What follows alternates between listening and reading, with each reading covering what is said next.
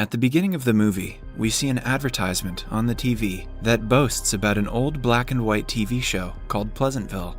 The organizers have conducted a Pleasantville trivia contest for a chance to win $1,000.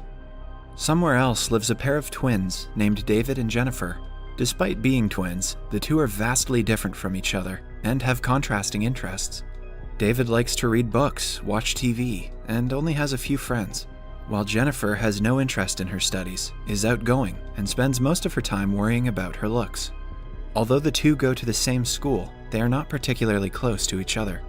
David is also a freak for the TV show Pleasantville. Pleasantville is a black and white sitcom from the 50s about an idealistic family called the Parkers. George, his wife Betty, and their two children, Bud and Mary Sue. David spends most of his night watching the sitcom and is an expert on it. He can even recite every line from the whole show. Unlike the Parker family, David's family is not so perfect.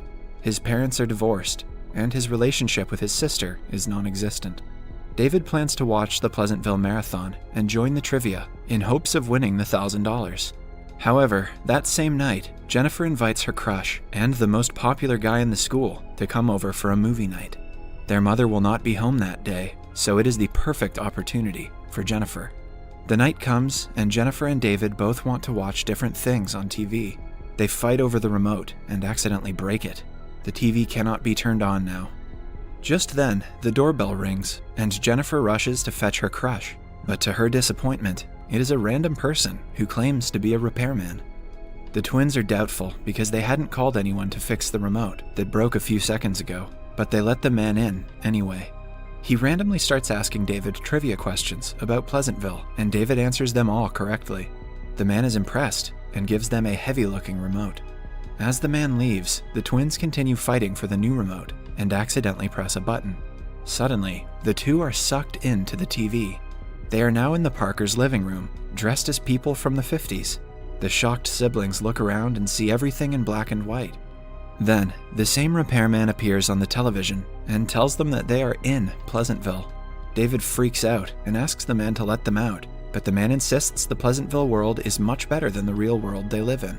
It turns out that David and Jennifer have replaced Bud and Mary Sue in the sitcom. The twins have to live their lives from now onwards.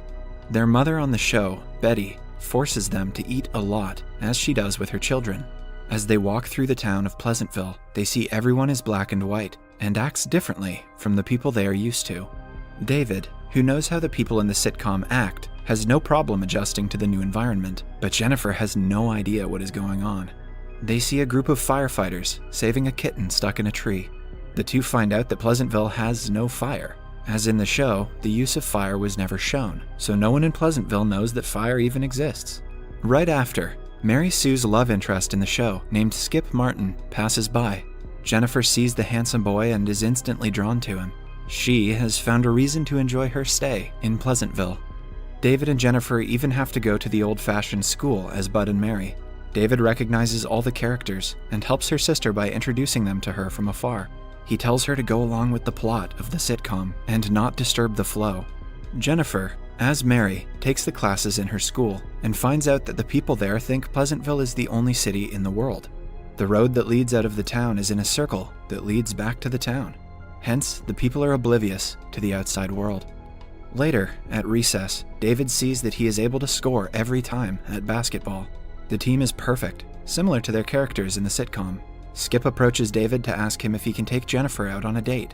David tells him that she isn't ready to date yet, but Mary Sue going on a date with Skip was on the plot of the show, so David wants Jennifer to go out with him at least once. He warns her again not to disrupt the original plot of the show. Jennifer agrees and gets ready for the date. Meanwhile, David goes to work at a diner where his boss is a friendly man named Bill Johnson. The diner is very popular in Pleasantville and has a major role in the sitcom. Jennifer and Skip arrive at the diner for their date. Skip is very different from the guys Jennifer is used to dating. She gets bored at the diner and tells Skip to take her to a famous spot in the town called Lover's Lane. As the two set off, David realizes what his sister is trying to do. He tries to stop them, but isn't successful. The Lover's Lane is a place where couples come to hold hands and watch the beautiful sky. However, Jennifer has different plans. She starts to make out with Skip, who is completely oblivious to the idea. At home, Bill visits David after work. As the two talk, the mother, Betty, comes into the living room and locks eyes with Bill. The two are attracted to each other. Skip then drops Jennifer home and sees the color of a red rose nearby. He finds it weird because he has always only seen it in black and white. The following day at school, David notices Skip talking about his date with Jennifer to everyone from the basketball team. All of them are shocked by the revelation. The otherwise perfect basketball team cannot score that day. Jennifer has changed the nature of the characters. David asks her to keep everything in check, but she insists the people of Pleasantville need a change. Because of Jennifer's influence, people in the town start seeing colors. Bill doesn't want to own a diner anymore, and more people start visiting Lover's Lane. The town's people, including the mayor, grow suspicious of the sudden appearance of color in the town and are not happy about it. One day, Betty asks Jennifer what goes on in Lover's Lane and gets to know about the concept of making love. At night, she touches herself while bathing and starts seeing colors all around. But because of such changes, a tree outside the Parker home bursts into flames. Nobody, including the firefighters, knows what to do because they are new to the concept of fire. David instructs the firefighters to put off the fire step by step and manages to stop it from getting worse. He is later rewarded by the mayor for his bravery. David's friend from school, named Margaret, gives him cookies as a present to express that she likes him. David has never had a girl like him, so he is over the moon. Other teens ask David how he knew about fire. David introduces them to the concept of reading books and getting such knowledge from literature. He tells them the story of a famous novel, The Adventures of Huckleberry Finn. The book, which until now was blank, starts to fill in with words as he tells the story. The youngsters start visiting the library often to get the knowledge that David and Jennifer have. The fathers of the town, including the mayor, are not happy about the change and decide to do something about it. The mayor visits the father, George, and includes him in the Founding Fathers' Council. He wants to work with him to implement strict laws against colored people. George happily agrees and calls Betty to meet the mayor. However, Betty hides in the kitchen, seeing that she is turning colorful as well. David finds her crying and helps her by applying black and white makeup to her face. One day, David brings books of old paintings and art to the diner and shows them to Bill. Bill is fascinated and discovers that he is passionate about painting. David also asks Margaret out and is happy when she agrees. This is the first time someone as attractive as Margaret has liked him. When David returns home, he sees the repairman, who sent them to Pleasantville on TV, trying to communicate with him. The man claims that David and Jennifer have changed the plot of the sitcom completely. He wants David to return to his own world. However, David has grown used to his life in Pleasantville. For the first time in his life, he feels like he belongs somewhere. So, he turns the TV off, refusing to go back. He then picks Margaret up in his car and takes her to Lover's Lane, which is turned entirely colorful thanks to the bulk of lovers who have come here. On the other hand, Betty is walking around the town when she notices Bill's paintings displayed in front of the diner. The different colors intrigue her, so she goes inside to meet him. As the two talk, Bill notices that Betty has become completely colored and tells her she looks beautiful. Betty melts at the comment, but both of them know they cannot take their conversation any further. Meanwhile, Jennifer is turning into the complete opposite of herself from the real world. She values her studies and doesn't spend time thinking about her looks. She even declines when Skip invites her to Lover's Lane. At night, it starts to rain heavily. The people of Pleasantville have never seen rain and begin to panic, but eventually they get used to it and enjoy the rain.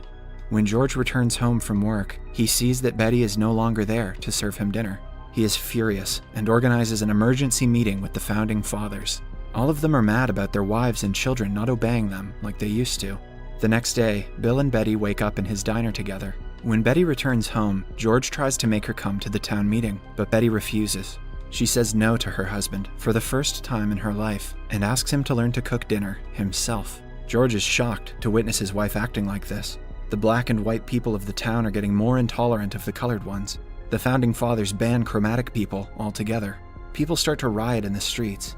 Bill has drawn a naked painting of Betty in the front of his diner. The riots destroy the painting, and the diner too. The Founding Fathers also ban the reading of books, listening to loud music, and using colorful paint. Betty, along with David, Jennifer, and other chromatic people, help Bill clean up the mess caused by the riot. David stands up as the leader of the colored people and promises to grant equal freedom to them. He and Bill paint a meaningful painting on a wall as a silent protest, but the two are then arrested for the deed. At the hearing, David and Bill tell the townspeople about how everyone deserves freedom and equality. Their message touches everyone's heart, and suddenly everyone in the court starts to turn colorful. David shows the mayor a mirror to show him that he has turned colorful as well. The entire town of Pleasantville has color now. Eventually, they start to progress from their orthodox thoughts and look at the new way of living life. The circular road that led to Pleasantville now connects it with other towns, connecting the people with the rest of the world. After David's work is done, he plans to return to his own world, but Jennifer has formed a strong connection with the place, so she decides to stay. David uses the same remote that brought him there to go back home. When he finally reaches home, he finds his mother crying about her ruined life and her relationship with his father. Now that David has been through so much in Pleasantville, he tells his mother that life isn't perfect. A clip of Pleasantville shows us that the people there are much happier in color than they were in black and white. George and Betty are sitting on a park bench. He asks her what might happen next, and Betty replies that she doesn't know. As the camera pans towards George, we see he has changed into Bill. The movie gives us a beautiful message that life without ups and downs is stable but boring. Unlike the black and white Pleasantville, our life is colorful and has a lot of difficulties, but that is what makes it meaningful and memorable.